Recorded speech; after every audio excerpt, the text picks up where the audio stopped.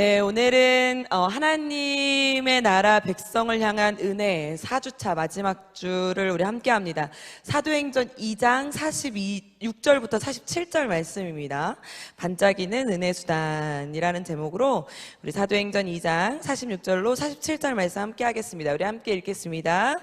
날마다 마음을 같이하여 성전에 모이기를 힘쓰고 집에서 떡을 떼며 기쁨과 순전한 마음으로 음식을 먹고 하나님을 찬미하며 또 온 백성에게 칭송을 받으니 주께서 구원받는 사람을 날마다 더하게 하시니라. 아멘. 하나님의 은혜 없이는 살아갈 수 없는 존재임을 우리가 확신하며 살아갑니다. 아멘. 네, 아멘이지요. 우리가 하나님의 은혜 없이는 하루도 살아갈 수 없는 존재잖아요. 왜냐하면 우리가 죄인인 것을 깨달았고, 하나님의 은혜 없이는 오늘도 눈을 뜰 수 없었고, 하나님의 은혜 없이는 오늘도 우리의 집을 찾아갈 수 없었고, 하나님의 은혜 없이는 내일을 또 맞이할 수 없었다는 것을 오늘 하나님 앞에서 고백합니다. 오늘 우리가 3주 동안 하나님 나라의 백성을 향한 은혜 해가지고 믿음의 절규다, 하나님의 선물로 우리가 은혜를 받았다. 그럼에도 회개하며 살아간다. 그러니까 하나님의 은혜 없이는 살아갈 수 없다. 라는 것을 우리가 뼈저리게, 아주 그냥 말씀을 통해서 뼈저리게 느꼈습니다. 그래서 우리는 하나님의 은혜 없이는 살아갈 수 없습니다. 라고 고백하는 존재입니다. 그리고 하나님의 은혜 없이는 살아갈 수 없는 하나님의 자녀들임을 확신합니다. 오늘 그 하나님의 자녀들임을 확신하는 성도님들만 아멘. 그 은혜로 사는 자들을 향한 하나님이 당부하시는 은혜의 수단이 있습니다.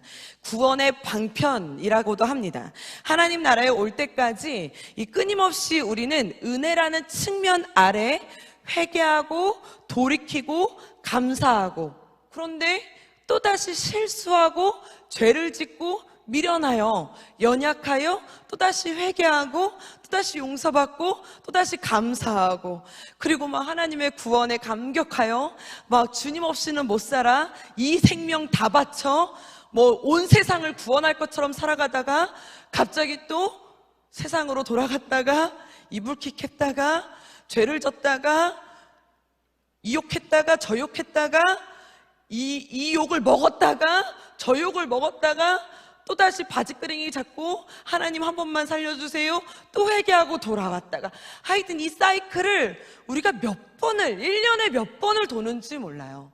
정말 이 구원의 서정 속에, 이 구원의 여정 속에 살아가면서 또 한 번 우리는 말하는 거죠. 하나님의 은혜 없이는 살아갈 수 없다. 그래서 하나님께서 우리에게 얘기하는 거예요. 하나님의 은혜 없이는 너는 살아갈 수 없어. 이게 다 하나님의 은혜야.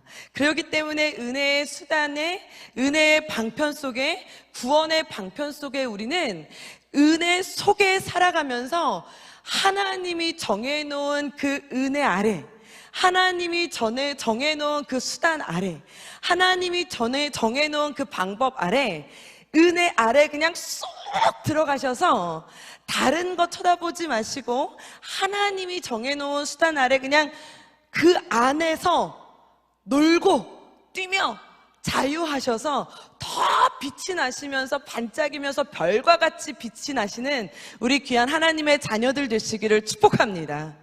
우리 그러한 이야기 들어보셨나요? 성경을 읽기 위해 촛불을 훔쳐서는 안 된다 라는 말을 혹시 들어보셨어요? 성경을 읽기 위해 촛불을 훔쳐서는 안 된다. 아무리 내가 결과가 좋다라고 말할지라도 그 목적을 달성하기 위해 수단과 방법을 가리지 않고 목적을 달성하면 안 된다라는 뜻입니다. 우리가 때로는 은혜다라는 그 단어 아래 때로는 우리를 거기에 가둬놓고 우리를 학대하기도 하고, 거룩한 자해를 하기도 하고, 거룩한 교만 아래, 거룩한 자만 아래 빠지기도 합니다.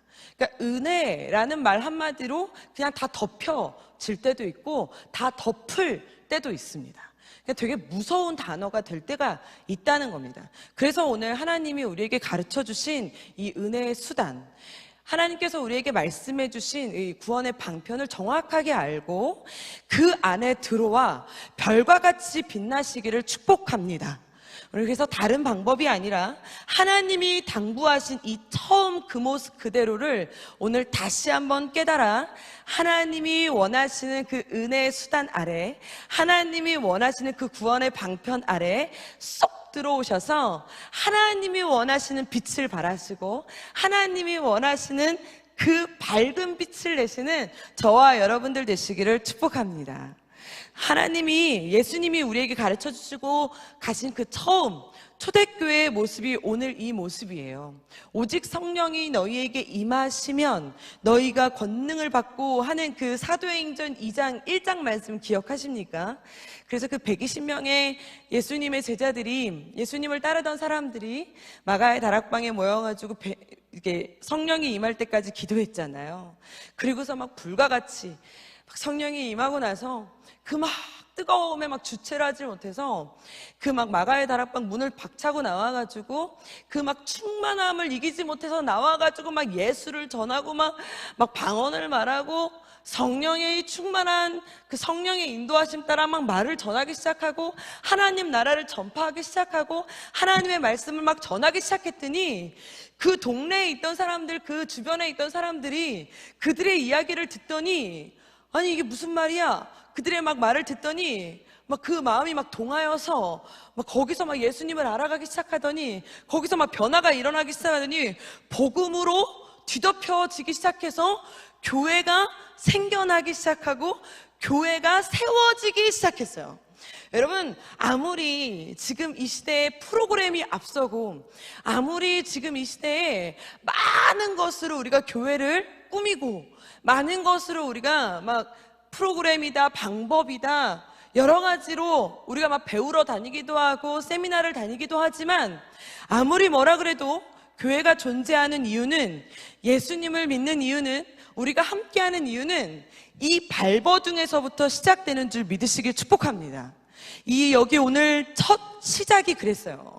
아무리 시스템이다, 아무리 프로그램이다 뭐라고 해도 첫 교회의 시작, 첫 복음의 시작, 오늘 이 하나님 나라를 선포한 이 시작이 오늘 한성교회의 우리들의 모습의 시작이 되어야 될 줄 믿으시길 축복합니다. 특별히 이번 하반기 가을 행축, 여러분들이 전하시는 이 전도의 시작, 여러분들이 전하시는 이 가을 행축의 시작이 여기서부터 시작되시기를 축복합니다. 오늘 보면요, 여기에 보면 이 120명의 사람들이 나와가지고 막 이 뜨거움을 주체하지 못해서 막 하나님 나라를 전하고 막 성령의 충만함 따라서 막 말을 전했더니 그 이야기를 들은 사람들이 이렇게 이야기하고 있는 거예요. 오늘 37절 말씀입니다. 우리 한번 큰 소리로 읽을까요? 시작.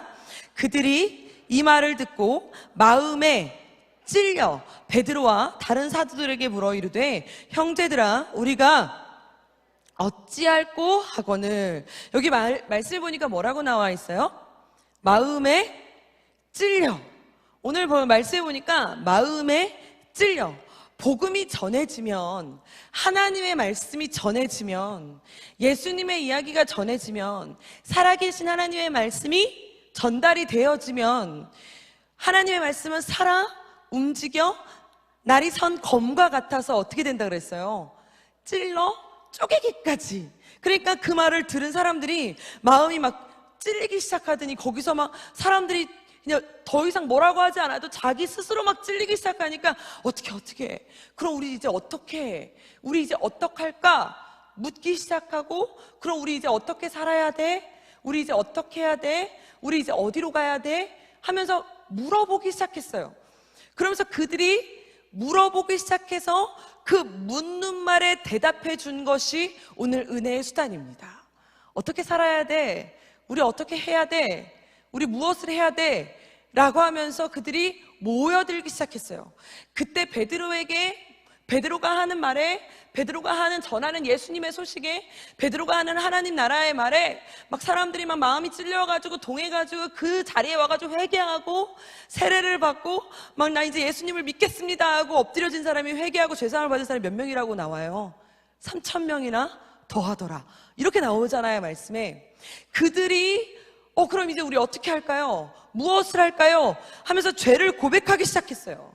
은혜를 받은 자들이 어떻게 살아가야 됩니까? 라고 물은 마름에 오늘 한 절로 정확하게 요약을 하고 있는데, 이것이 바로 은혜 입은 자들이, 아니 은혜를 입고 싶은 자들이, 은혜로 살아가고 싶은 자들이 살아가야 되는 방법을 이야기하고 있습니다. 오늘 42절 말씀입니다. 오늘 한번 큰 소리로 읽겠습니다. 시작. 그들이 사도의 가르침을 받아 서로 교제하고 떡을 떼며 오로지 기도하기를 힘쓰니라. 아멘. 우리 여기 색깔 있는 글씨만 한번 읽어볼까요? 큰 소리로 시작. 교제, 떡을 떼며 기도. 오늘 은혜의 방편, 구원의 방편이라고 해서 우리 이제 소요리 문답에서 말하는 우리가 은혜를 받기 위해 우리가 잊지 말아야 하는 수단이 있다. 이것을 딱 세 가지로 이야기합니다. 말씀과 성례와 기도입니다. 말씀과 성례와 기도입니다. 성례는 여러분들이 잘 아시는 것처럼 세례와 성찬식을 말합니다. 그러니까 우리가 그냥 교회에서 예식처럼 하는 것 같지만 사실 그거는 그냥 예식이 아니라 그 예식을 통하여서 그냥 하는 것 같지만 그 한 번에 내가 손을 올려서 떡을 떼며 그냥 내가 한 번에 손을 올려서 잔을 마시는 그 행위 자체로 나에게 주어지는 은혜가 그 맛본 사람만이 알게 되는 하나님과의 연합의 힘이 있다는 거예요. 그게 다른 사람을 위해서가 아니라 나를 위해서, 은혜로 살아가기 원하는 나를 위해서. 내가 하나님, 나 은혜로 살아가기 원합니다. 나 은혜로 승리하기 원합니다. 이 세상을 살아가면서 하나님 나라 갈 때까지 이 썩어가는 이 세상에서 이 막 쳇바퀴 도는 회개했다 감사했다가 다시 실망했다가 회개했다가 감사했다, 이 쳇바퀴 도는 이 나약하기 짝이 없는 나를 하나님 나를 붙들어 주세요. 어떻게 붙들어 주세요? 이걸 놓지 말라는 거예요. 말씀과 교제와 성례와 기도, 이 세 가지를 잊지 마시는 저와 여러분들 되시기를 축복합니다. 제가 지난주에 우리 영유아부 가서 이렇게 우리 아이들 좀 기억하라고 이렇게 이야기해 줬어요. 우리가 아침, 점심, 저녁 먹듯이 이것도 은혜의 새끼다. 그래서 은혜 새끼다. 여러분들도 기억하십시오. 은혜 새끼입니다. 그래서 은혜 새끼, 말씀과 성례와 기도. 그러니까 이것을 뭐 이런 거를 해. 여러분, 우리 교회는 성찬식을 1년에 한 2번에서 3번 정도 하잖아요. 어떤 교회는 한 달에 한 번 하는 교회도 있어요. 한 달에 매달. 어떤 교회는 매주 하는 교회도 있습니다. 매주 성찬식을 하는 교회도 있습니다. 왜? 매주 예수님의 살과 피를 매주 잊지 말라고. 이러한 교회도 있습니다. 제가 어렸을 때는 저도 이제 어렸을 때 부모님이 그냥 이제 교회에서 나고 자랐으니까 사실 성찬, 세례 이게 그냥 교회에서 행해지는 예식 같은 느낌을 받았었거든요. 행위. 그래서 제가 처음으로 이제 오륜교회라는 곳에 가가지고 첫 세례식에 참여를 했었어요. 그런데 오륜교회 세례식은 어떻게 진행이 되냐면 세례식이 한 2달에 한 번, 3달에 한 번씩 이렇게 세례식을 진행을 하는데 한 명 한 명 자기의 고백을 하고 세례를 해요. 그러니까 자기가 고백하지 않으면 세례를 안 줘요, 담임 목사님께서. 자기가 마이크에 대고 저는 몇 살 때 예수를 교회를 다녔지만 근데 그때는 술 먹고 몇 집 돌아다니다가 이제야 다시 와서 이런 자기만의 고백을 한 1분 정도를 해야 돼요. 근데 그 고백을 자기 스스로 써와서 1분 정도의 고백을 하는 거예요. 그러니까 어떨 때는 그 시간이 30분이 되기도 하고 어떨 때는 10분 짧으면 이러한 시간이 걸려요.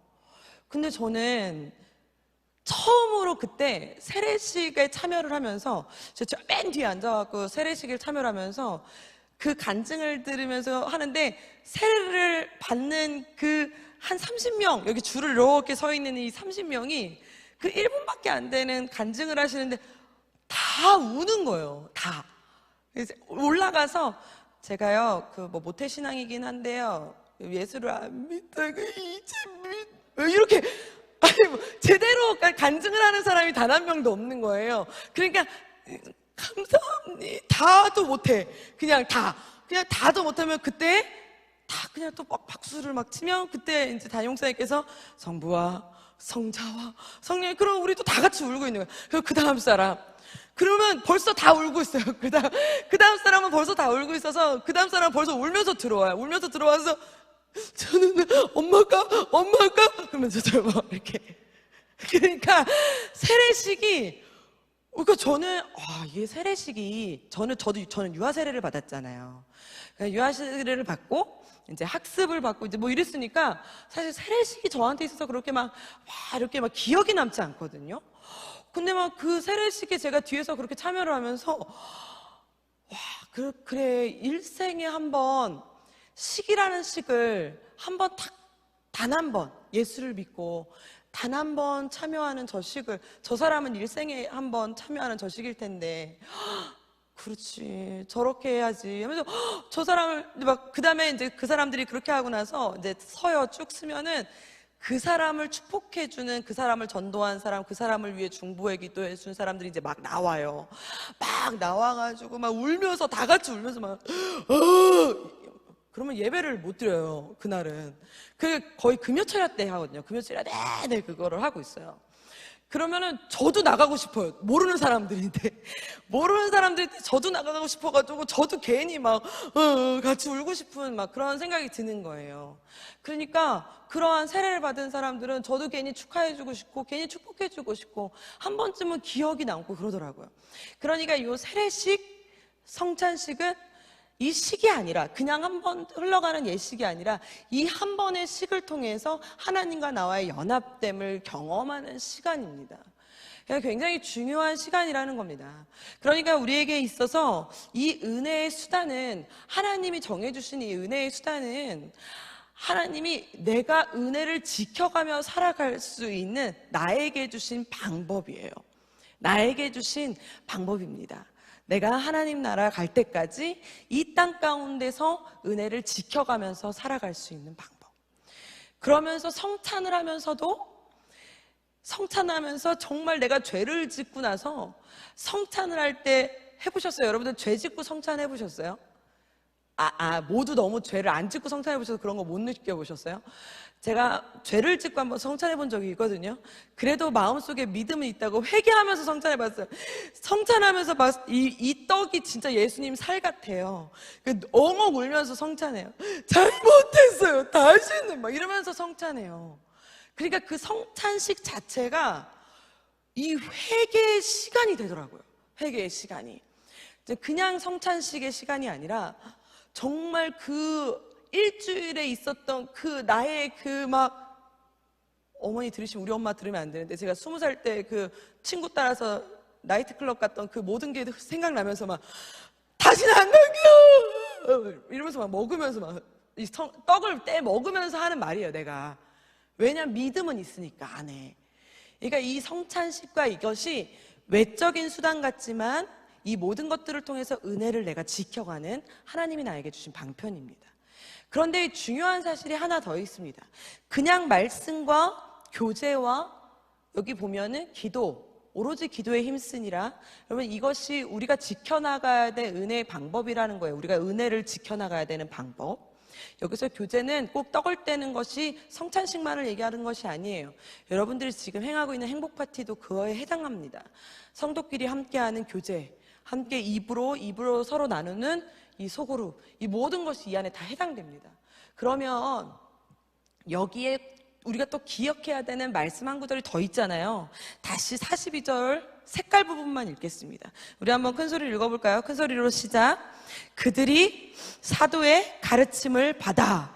오늘 말씀이 정말 중요한 건 뭐냐면 그들이 사도의 가르침을 받아를 기억하셔야 되는 거예요. 그냥 내 멋대로가 아닙니다. 내 멋대로 신앙생활하고 내 멋대로 나눔하고 내 멋대로 기도하는 것을 말하는 거 아니에요. 교회는 공동체입니다. 교회는 비전 공동체입니다. 담임 목사님의 말씀 아래, 비전 아래, 전해지는 선포 아래, 선포되어지는 비전 아래 순종하는 자세부터가 여기서 시작인 거예요. 오늘 말씀이 지난주에 뭐였죠? 불안이면 그걸 가지고 서로 나누시는 거예요.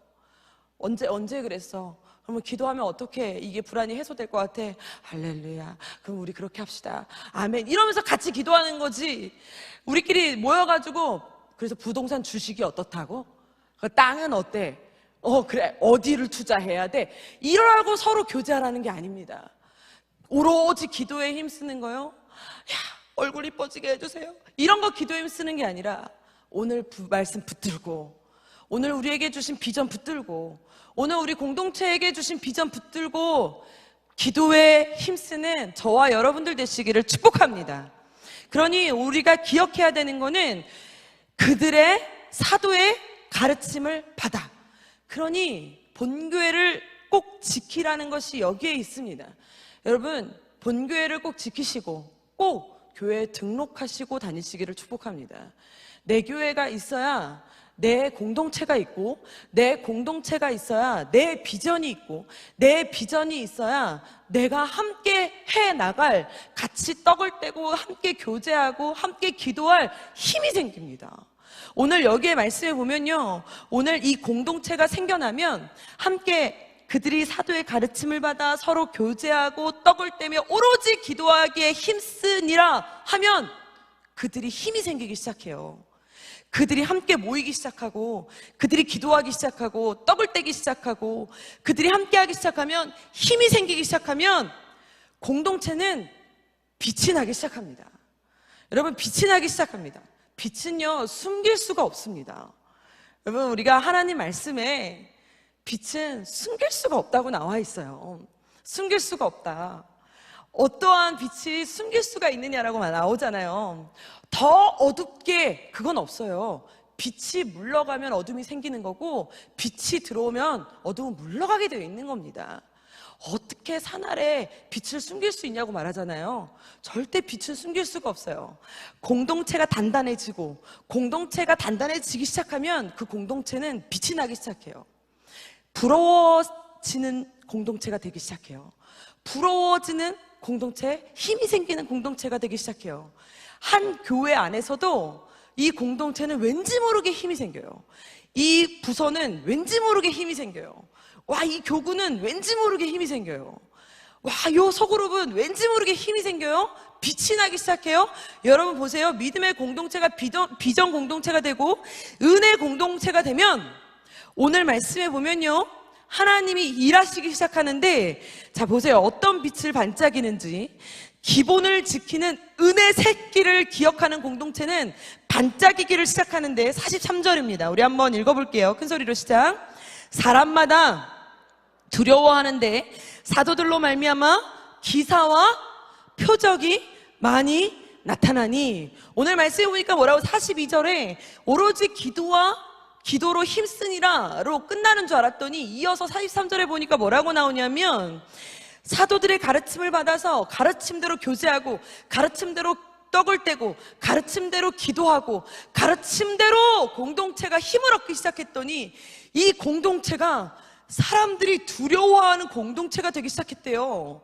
사도들의 가르침대로, 이 사도들의 가르침대로 공동체가 모이기 시작하고, 이 사도들의 가르침대로 교제하기 시작하고, 사도들의 가르침대로 기도하기 시작했더니 이 공동체에서 기사와 표적이 나타나기 시작했다는 거예요. 도대체 이 기사와 표적이 어떻게 나타나기 시작했냐 이겁니다. 저는 여기에 꿈을 꾸는 겁니다. 제가 이번에 차세대 우리 선생님들하고 이 꿈을 선포했습니다. 부흥 당연합니다. 우리가 꾸는 거 당연히 부흥입니다. 그런데 숫자 부흥 아닙니다. 숫자 부흥, 그래 우리 뭐 몇 명 끌어모아 당연히 할 수 있겠죠. 그런데 우리가 원하는 부흥은 여기에 있습니다. 사람들이 두려워하는, 기사와 표적이 나타나는 그러한 공동체, 그러한 부서, 그러한 교회가 되시기를 축복합니다.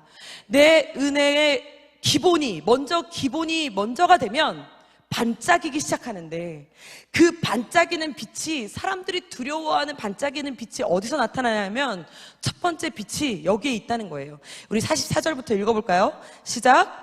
믿는 사람이 다 함께 있어 모든 물건을 서로 여러분 여기서 저는 깜짝 놀라는 게 뭐냐면요, 믿는 사람이 다 함께 있대요. 아니, 다 함께 있대요. 아니, 믿는 사람이 다 함께, 이게 얼마나 복인 줄 아십니까? 믿는 사람들끼리 함께 있다는 것 자체가 복입니다. 우리 함께라는 단어에 여러분들 가운데서도 축복을 누리시기를 축복합니다.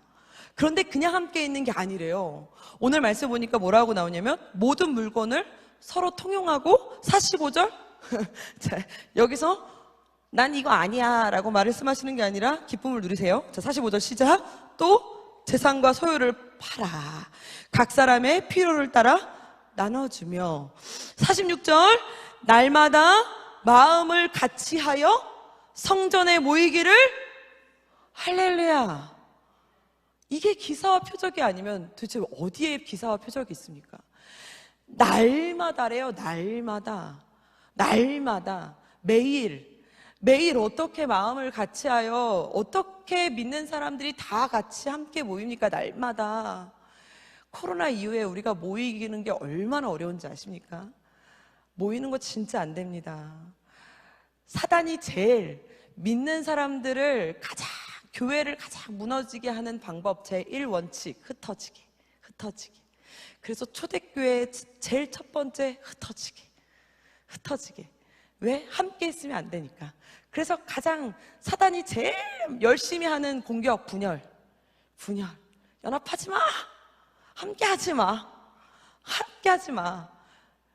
둘이 갈라서 싸워. 이거를 사단은 제일 열심히 하는 공격이에요. 그런데 오늘 기사와 표적, 첫 번째 기사와 표적이 뭐예요? 날마다.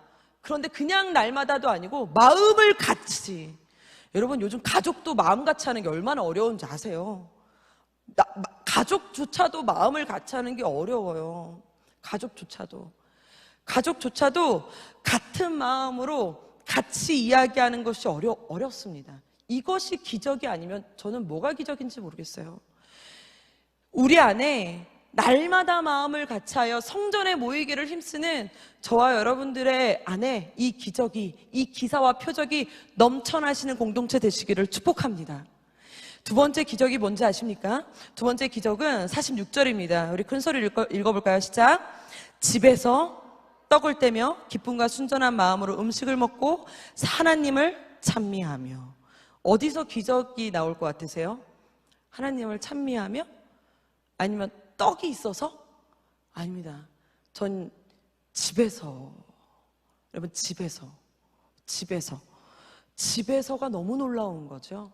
집에서. 교회가 무너지는 제1원칙이 어디일까요? 가정입니다. 집에서. 한국 교회 안의 문제 1위가 교회가 아니라 가정이라고 합니다. 왜? 교회에서는 그래도 서로가 교회라는 카테고리 안에 서로가 그냥 봐주는 게 있어요. 교회니까 교회 안에서 하는 말투, 교회니까 교회 안에서 해야 되는 용어, 교회니까 갖춰야 되는 예의, 교회니까 갖춰야 되는 표정이 있습니다. 집은 아니에요. 집은 모든 걸 말해주잖아요. 집에서만큼 편한 게 어딨어요. 집에서만큼 자유로운 게 어딨어요. 그래서 모든 게 다 나와요. 나의 본 모습이 다 나오는 곳이 집이에요. 그런데 모든 시작이 되는 곳이 집이에요. 그래서 믿음의 시작도 사실 집에서부터 시작된다는 거잖아요. 그런데 오늘 말씀에 기사와 표적이 어디서부터 시작돼요? 집에서. 할렐루야. 저는 어디서 반짝이길 원하느냐? 집에서. 전 이것이 기적입니다. 우리의 기적은 집에서. 오늘 보니까 집에서 떡을 떼며, 그러니까 교회 안에서 했던 모든 그 똑같은 예배의 형태, 똑같이 말씀을 나눴던 그 모습 그대로 떡을 떼며 라는 것은 소그룹에서 행했던 그 교제, 소그룹에서 행했던 그 표정, 그 똑같은 봉사, 똑같은 그 훈련, 그 똑같은 그 제스처, 그 모든 것들을 집에까지 가져갔다는 소리예요. 얼마나 멋있어요. 그럼 다시 말하면 집에서 했던 모습도 다시 교회로 가져오셨다는 소리예요. 얼마나 멋집니까? 이거는 정말 멋진 거예요. 우리 아이들이 제일 놀라운 게 집에서와 우리 엄마가 교회에서 다른 거래잖아요. 엄마 왜 여기서는 이렇게 말해? 놀라워. 여기서도 나한테 밥 먹을 새끼야! 이렇게 얘기해. 이렇게 얘기하잖아요. 그런데 아이들은 솔직하잖아요. 그러니까 아이들의 믿음이 자라는 건 사실 7세 이전이라고 합니다. 7세 이전. 7세 이전에 믿음의 모든 기본 소양이 다 갖춰지는데, 사실 믿음의 모든 기본 소양이 7세 이전에 볼 거 다 보고 다 갖춰질 거 다 갖춰진다는 거예요. 그러니 우리의 모든 믿음의 기본 소양은 교회일까요? 집일까요? 집이 훨씬 많다는 거예요. 그런데 오늘 여기에 보니까 우리의 은혜는 어디서부터 시작돼야 된대요? 집에서. 너무나 놀라운 겁니다. 저는 이 기적이 우리 안에 있기를 축복합니다. 우리의 빛은 집에서 빛나시기를 축복합니다.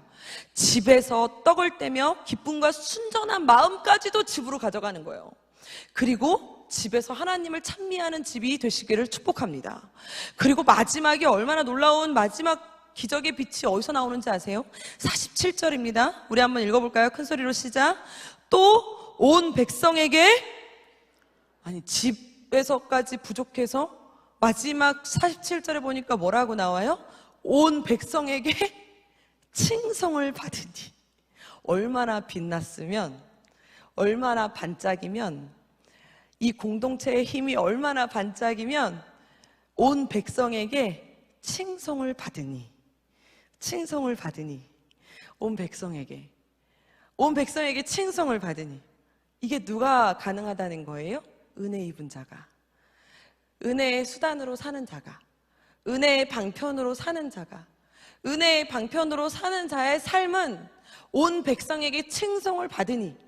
그런데 칭송으로 받고 끝나지 않습니다. 우리 그 다음 절을 계속 읽어보겠습니다. 주께서 구원받은 사람을 날마다 더하게 하시니라. 아멘. 할렐루야.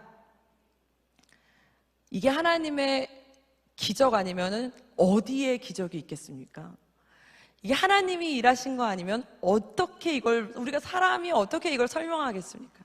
이게 바로 은혜 아니면 뭐겠어요? 하나님이 일하시지 않았으면 어떻게 이걸 설명하겠습니까? 말로 이걸 어떻게 설명하겠어요? 사람이요? 이거는 행할 수 없다는 겁니다. 우리가 은혜의 수단으로, 구원의 방편으로 살아가다 보면, 정말 그 기본을 잘 지키며 살아가다 보면 하나님이 우리에게 은혜를 주시는데, 빛나도록 만들어 주시는데, 반짝반짝 빛나도록 만들어 주시는데, 그 은혜가, 그 기적이, 그 기사와 표적이 막 사람들이 두려워 떨게끔 막 반짝반짝 빛나도록 만들어 주시는데, 어떻게 빛나도록 만들어 주시냐면, 가는 곳마다 칭송을 받고, 교회에서만 칭송을 받는 게 아니라 집에서도 칭송을 받고, 나가서도 칭송을 받고, 가는 곳마다 사람들이 변화되고, 너무 놀라운 겁니다. 저는 이 축복이 저와 여러분들에게 있기를 축복합니다. 저는 이게 저의 꿈이기도 합니다. 얼마나 놀랍습니까? 사람이 사람을 변화시키는 일이요? 이게 어떻게 가능합니까? 이건 가능할 수가 없습니다. 가능하지도 않습니다. 얼굴로요? 말투로요? 돈으로요? 사람의 수단으로는, 세상의 관점으로는 때가 이르면 끊어질 때가 있다는 겁니다. 세상의 관점으로, 세상의 기준으로는 때가 되면 없어질 때가 있다는 거예요. 그래서 계절이 흐르면 꽃은 시든대요. 그러나 은혜의 수단은, 하나님의 일하심은 꽃은 시들고 계절은 흘러도 예수님의 일하심의 방법은 시들지 않아요. 할렐루야. 계절이 아무리 흘러도 겨울은 겨울에 맞게 하나님이 일하시고, 봄은 봄에 맞게 하나님이 일하시고, 가을엔 가을에 맞게 하나님이 일하셔서, 하나님이 나를 통해서 겨울에 있는 성도들 소그룹에 가서는 나를 따뜻한 사람으로 가서 변화시키게 하시고, 여름같이 막 뜨거워 죽겠는 사람들에 있는 소그룹에는 내가 시원케 하는 사람으로 가서 변화시켜 주시고, 할렐루야. 내가 뭐만 하면, 은혜의 외적 수단만 잘 지켜 행하는 사람만 되면 할렐루야. 그러니까 세상적인 방법, 세상적인 수단 욕심내지 마십시오. 우리는 다른 거 없습니다. 예수님 붙들고 은혜의 수단, 구원의 방편 잘 붙들고 살아가시면 하나님이 빛나게 하실 줄 믿으시길 축복합니다. 저는요, 제가 요즘 영화부 가거든요. 영화부 간 지가 지금 4주 됐습니다. 4주. 2주 만에 2주차 갔을 때 처음으로 아기를 울렸습니다. 제가 2주차 갔을 때 처음으로 아기를 울렸어요. 제가 목소리가 이렇게 크잖아요. 제 목소리가 이렇게 커가지고 마이크를 안 써도 아마 저 뒤에 2층에 계신 분도 들리실걸요? 들리실 거예요. 그래서 마이크를 안 써도 사실은 영화부실 정도는 설교를 할 수도 있어요. 그러니 제가 올라가가지고 애들이 이제 막 찬양 때 꼬맹이들, 애기들이 막 3살짜리 얘네들이 뭐 그냥 얼마나 앞으로 막 나와요. 강대상이 앞에 나와가지고 막 율동도 모르면서 지들이 막 흔들거든요. 말씀하러 제가 올라가면 이제 말씀을 해야 되니까 뭐 이제 말씀하러 올라왔으니까 뭐 어른들처럼 이제 말씀 들어야지 막 이러질 않잖아요, 얘네들이. 그렇다고 뭐 선생님들이 뭐 똑바로 앉아라 이럴 수는 없잖아요.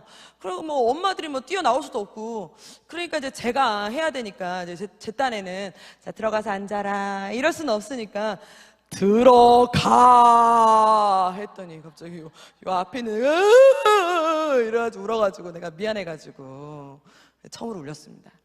제가 이제까지는 큰 애들만 이제 상대하다가 아이들과 엄마 아빠가 오는 그 예배를 가게 됐어요. 갔더니 너무 복잡한 거예요. 예배실은 작지. 그 작은 예배실에 엄마 아빠랑 아기랑 오지. 제가 우리 언니가 아기를 키울 때, 제가 이제 월요일 날마다 아기를 볼 때, 이제 소율이랑 잠깐 잠실에 구경 가고 싶어도 얘를 데리고 나가는 그 2시간을 나가려고 해도 싸질머지고 나가야 될 게 너무 많은 거예요. 뭐 잠깐 나가는 것도 얘가 먹는 물 따로 챙겨야 되지, 얘가 먹는 거 따로 챙겨야 되지, 얘는 하여튼 얘 거는 너무 짐이 많아. 그러니까 얘를 데리고 1시간 나갈 바엔 안 나가는 게 나아. 그런데 이런 애들을 데리고 그것도 1시간 예배드리러 여기까지 오시는 거잖아요. 그리고 여기까지 오시는 이 엄마 아빠들은 이 주변에 사시는 분들이 사실 10%에서 20%밖에 안 되고 나머지는 다 차를 몰고 저 멀찌감치해서 오셔가지고 오시는데 엘리베이터도 딱딱 닿질 않아가지고 계단을 한 40개 계단은 걸어 올라오셔야 되는데 다 짐을 바리바리 싸들고 애를 아기띠에 안고 아니면 업고 아니면 애 2명은 하나는 안고 하나는 손에 잡고 올라오세요. 근데 바닥은 딱딱하지, 거기에 앉아있지, 예배는 10분에서 15분 안짝으로 말씀이 딱 끝나지, 그리고선 돌아가야 돼요. 그렇게 왔다 가시는 분들이에요, 이 엄마들이. 그죠?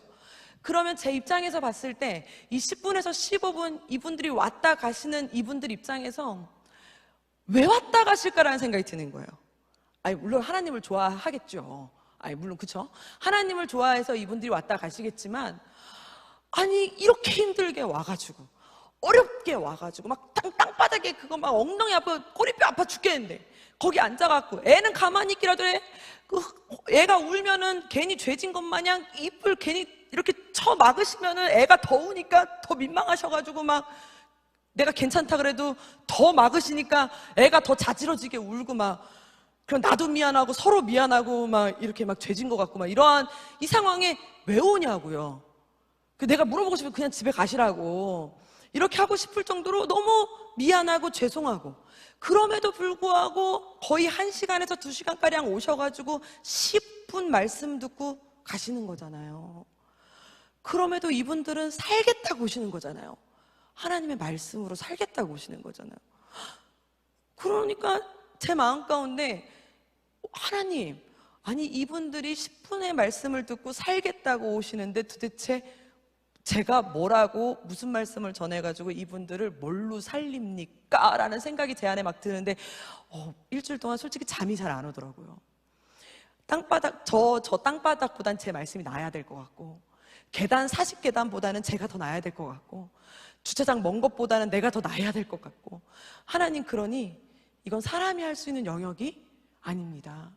하나님이 함께 하시지 않으면 이거는 위로 하나님이 하시지 않으면 이거는 할 수가 없습니다. 그래가지고 이거는 청소년을 대하는 것보다, 죄송하지만 여기 여기 어르신들을 대하는 것보다 저 더 스트레스 받아요. 하나님, 저 땅바닥을 이기게 하옵소서. 하나님, 저 꼬리뼈가 안 아프게 하시고요. 아기띠가 고무같이 부드럽게 하시고요. 막 이런 기도까지 제가 나오는 거예요. 그러니까 하나님, 사람을 살리는데 어찌 사람이 사람을 살리겠습니까? 하나님 외에는 사람을 살릴 수 없다는 걸 뼈저리게 느끼기 때문에 하나님을 의지할 수밖에 없는 겁니다. 거기에 만약에 제가 막 급하게 한다고, 아우 빨리 해, 야야 돈으로 살 수 있어, 야 요즘 얼마나 좋은 프로그램 많이 나온 줄 알아, 야 요즘 얼마나 좋은 교육 많이 나온 줄 알아 해가지고 제가 막 돈으로 긁고, 야 그냥 빨리 사와 이런다고 해가지고 그들을 막 현혹시킨다고 해서 그들이 살 것 같으면 뭐하러 여기 오겠어요? 키즈 카페를 가지. 뭐하러 여기 오겠어요? 훨씬 더 좋은 데 가지. 사람이 할 수 있는 영역이 아니기 때문입니다. 세상의 수단과 방법으로 이 세상에 썩어져 있는 영혼들에게 우리가 아무리 접근해봤자 그들을 구원시키고 그들을 교회로 인도할 수 있는 방법은 단 하나도 없습니다. 이번 가을에 여러분들도 아마 반별, 가을 다락방 여러 가지 하시면서 이걸 어떻게 하나 느리기도 하고 답답하기도 하고 아무리 두드려도 움직이지도 않는 것 같고 도대체 방법도 생각나지도 않는 것 같고 여러 가지 생각이 들면 머릿속으로 세상적인 방법이 막 떠오르실 겁니다. 이거 한번 돈으로 질러? 내가 그냥 막 선물 쏴? 내가 그냥 막 해? 그냥 이렇게 긁어? 여러분, 잠깐입니다. 그렇다고 해서 영혼이 변화될 것 같았으면 하나님 나라는 그렇게 오지 않습니다. 세상과 타협하지 마시고 우리 안에 은혜의 수단으로 한 걸음 한 걸음 나아가시는 저와 여러분들 되시기를 축복합니다. 말씀 앞에 순종함으로, 예배함으로, 오로지 기도함으로 나아갈 때 하나님이 우리의 삶 가운데 별과 같이 빛나게 해주실 줄 믿습니다. 우리 두 손을 가슴에 얹고 하나님 말씀 앞에 우리가 섬기게 하시고, 우리가 말씀 앞에 순종하게 하시고, 우리가 말씀 앞에 겸손하게 하시고, 우리가 하나님의 말씀 앞에 사랑하게 해달라고, 하나님 은혜로 살게 해달라고 우리 다시 찬양하며 나아가겠습니다. 당신의 그 섬김이 전국에서 해같이 빛나리. 당신의 그 겸손이 전국에서 해같이 빛나리. 당신의 그 믿음이 전국에서 해같이 빛나리. 당신의 그 충성이 전국에서 해같이 빛나리. 주님이 기억하시면 족하리. 예수님 사랑으로 가득한 모습, 천사도 흠모하는 아름다운 그 모습, 전국에서 해같이 빛나리. 당신의 그 순종이 전국에서 해같이 빛나리. 당신의 그 사랑이 전국에서 해같이 빛나리. 당신의 그 찬송이 전국에서 해같이 빛나리. 당신의 그 헌신이 전국에서 해같이 빛나리. 주님이 기억하시면 주님이 기억하시면 족하리.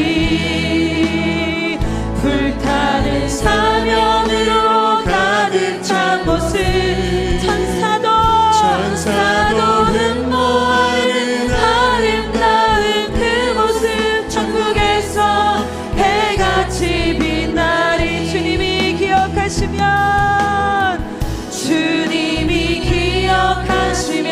족하리. 예수님 사랑으로 가득 찬 모습, 천사도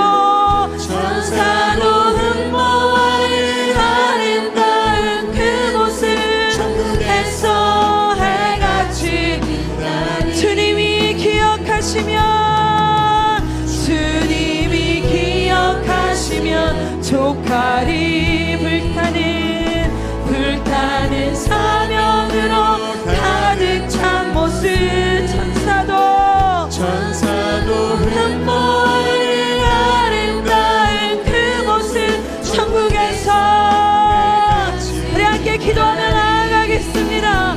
하나님, 세상적인 방법으로 쓰지 않고 하나님 미련에도 하나님이 가르쳐 주시는 수단으로, 하나님 세상과 타협하지 아니하고 구원의 방법으로 하나님 말씀과 교제와 예배와 오로지 기도함으로 나아가는 우리가 되겠사오니, 아버지, 우리의 중심을 예수님께만, 오로지 예수님께만 맞추며 살아가는 우리가 되게 하여 주시옵소서.